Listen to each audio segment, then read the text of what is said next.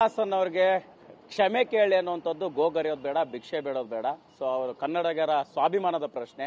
So ಯಾವುದೇ ಕಾರಣಕ್ಕೂ ಅವರ ಸಿನಿಮಾ ರಿಲೀಸ್ ಆಗೋದು ಬೇಡ. ಫಿಲಂ ಚೇಂಬರ್ ಕೂಡಲೇ ಒಂದು ಗಟ್ಟಿ ನಿರ್ಧಾರ ತೆಗೆದುಕೊಳ್ಬೇಕು ಅನ್ನೋ ನಿಟ್ಟಿನಲ್ಲಿ ಶಿವರಾಮೇಗೌಡರ ಬಣ ಈಗ ಅಷ್ಟೇ ಮನವಿಯನ್ನು ಮಾಡಿರ್ತಕ್ಕಂಥದ್ದು.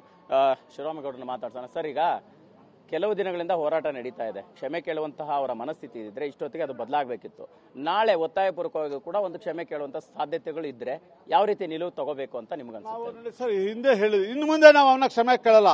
ಅವನಿಗೆ ಏನಾದ್ರು ನಾನು ಮಾಡಿದ್ದು ನನ್ನ ತಪ್ಪಿನ ಅರಿವು, ನಾನೆಂತ ಘನಘೋರವಾದಂತ ವಿವಾದಾತ್ಮಕ ನುಡಿಗಳನ್ನ ನುಡಿದಿದ್ದೀನಿ ಅನ್ಸಿ ಸಮರ್ಪಕವಾದ ಸಮಂಜಸವಾದ ಮಾತುಗಳನ್ನ ಹೇಳಿ ಕನ್ನಡಿಗರ ಮುಂದೆ ಕ್ಷಮಾಪಣೆಯನ್ನ ಕೇಳುವಂತ ಸಂದರ್ಭ ಬಂದ್ರೆ ಅದು ಅವನಿಗೆ ಬಿಟ್ಟಿದ್ದು. ಆದ್ರೆ ಇನ್ನು ಮುಂದೆ ನಾವು ಅವನಿಗೆ ಕ್ಷಮಾಪಣೆಯನ್ನ ಕೇಳೋದಿಲ್ಲ, ಇದು ಸ್ಪಷ್ಟ. ಅವ್ರಿಗೇನಾದ್ರು ಈ ನೆಲದ ಮೇಲೆ ಗೌರವ ಇದ್ರೆ ನಮ್ಮ ಶಕ್ತಿ ಏನು ಅನ್ನೋದನ್ನ ನಾವು ಅವನಿಗೆ ಅರಿವು ಮಾಡಿಸ್ತೀವಿ.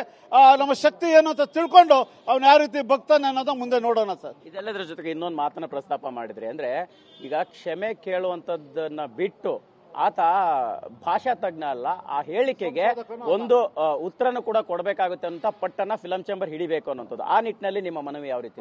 ಸ್ಪಷ್ಟವಾಗಿ ಹೇಳಿದ್ವಿ. ರಾಜಗೋಪಾಲಾಚಾರ್ಯರು ಹಿಂದೆ ಹೇಳಿದಾಗ ಅವರು ಸಮರ್ಪಕವಾದ ಉತ್ತರ ಕೊಟ್ಟರು. ಹೌದು, ಕನ್ನಡ ತಮಿಳಿಂದ ಹುಟ್ಟಿಲ್ಲ ಅಂತ. ಈತನು ಅವ್ನು ನುಡಿದಂತ ವಿವಾದಾತ್ಮಕ ನುಡಿಗೆ ಸಮರ್ಪಕ ಸಮಂಜಸ ಅಂತ ಹೇಳಿದೆ. ಇಲ್ಲ, ಅವನು ಸಾಬೀತು ಮಾಡಬೇಕು, ಭಾಷಾ ತಜ್ಞನಾಗಿರ್ಬೇಕು, ಇಲ್ಲ ಸಂಶೋಧಕನಾಗಿರ್ಬೇಕು.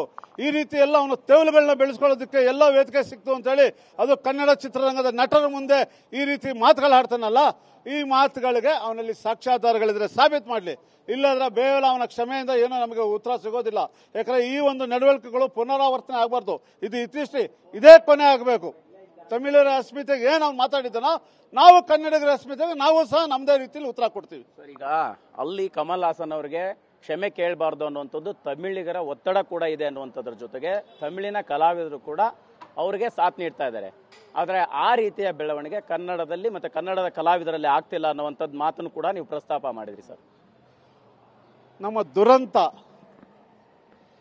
ಯಾವ ಕನ್ನಡ ಚಿತ್ರರಂಗ ರಾಷ್ಟ್ರ ಮಟ್ಟದಲ್ಲಿ ಒಂದು ದೊಡ್ಡ ಹೆಸರನ್ನ ಮಾಡಿತ್ತೋ ಆ ನಿಟ್ಟಿನ ಕಲಾವಿದರು ಇವತ್ತಿಲ್ಲ ಅಂತಕ್ಕಂಥದ್ದೇ ನಮ್ಮ ಕೊರಗು. ಪ್ರತಿಯೊಂದು ನಾಡಿನ ಅಸ್ಮಿತೆಗೆ ಯಾವುದೇ ಹೋರಾಟ ಬರಲಿ, ಚಿತ್ರರಂಗದ ಬೀದಿಗಿಳಿರಿ, ಚಿತ್ರ ಬೇಡಬೇಕು. ಇಂಥ ಸಂದರ್ಭದಲ್ಲೂ ಇವತ್ತಿನ ನಾಯಕ ನಟರುಗಳು ಏನು ಕನ್ನಡದ ಅಸ್ಮಿತೆಗೆ ದೊಡ್ಡ ಧ್ವನಿಯಲ್ಲಿ ಎದ್ದೆದ್ದಿ ಕನ್ನಡದ ಬಾವುಟ ಹಿಡಿತಾರಲ್ಲ, ಅವ್ರಿಗೇನೋ ಗೌರವ ಇದ್ರೆ, ಲೇ ಕಮಲ್ ಹಾಸನ್, ಅವಿವೇಕಿ ಕಮಲ್ ಹಾಸನ್, ನೀನ್ ಮಾತಾಡಿರೋ ಮಾತು ದಾಷ್ಟತನದ ಮಾತು ಕನ್ನಡಿಗರ ಸ್ವಾಭಿಮಾನವನ್ನ ಕೆಣಕಿದೆ. ಇದಕ್ಕೆ ನೀನು ಕೂಡಲೇ ಸಮಂಜಸವಾಗಿ ಉತ್ತರವನ್ನು ಕೊಡಬೇಕು. ಇಲ್ಲವಾದ ಪಕ್ಷದಲ್ಲಿ ನಿನ್ನ ಈ ಅಸಹಕಾರ ಚಳುವಳಿಯಲ್ಲಿ ನಾವು ಪಾಲ್ಗೊಳ್ತೀವಿ ಅಂತ ಕನ್ನಡ ಚಿತ್ರರಂಗದ ಎಲ್ಲರೂ ಹೇಳಬೇಕು. ಈ ಗಿಲೀಟ್ ಮಾಡೋ ನಟರುಗಳಿದಾರಲ್ಲ, ಪೋಷಕ ನಟರಾಗ್ಲಿ ನಾಯಕ ನಟರಾಗ್ಲಿ, ಇವ್ರಿಗೇನೋ ಕಿಂಚಿತ್ ಕನ್ನಡದ ಕಾಳಜಿ ಇಲ್ಲ. ಈ ಗಿಲೀಟ್ ಮಾಡೋ ಅಂತವ್ರು, ಈ ಯಾರು ಕಿಶೋರ್ ಅಂತವ್ರು, ರಮ್ಯಾ ಅಂತವ್ರು, ಆ ಸಾಲಿಗೆ ಯಾರು ಸೇರಬೇಡಿ.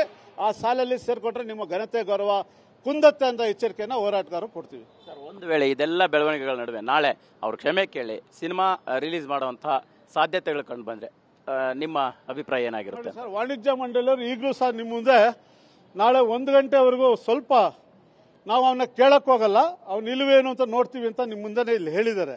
ಅವ್ರು ಮಾಡೋದು ಮಾಡಲಿ, ನಾವು ಮಾಡೋದು ಮಾಡ್ತೀವಿ. ಹೋರಾಟಗಾರರಾಗಿ ನಾವೇನು ಮಾಡಬೇಕು ಮಾಡ್ತೀವಿ.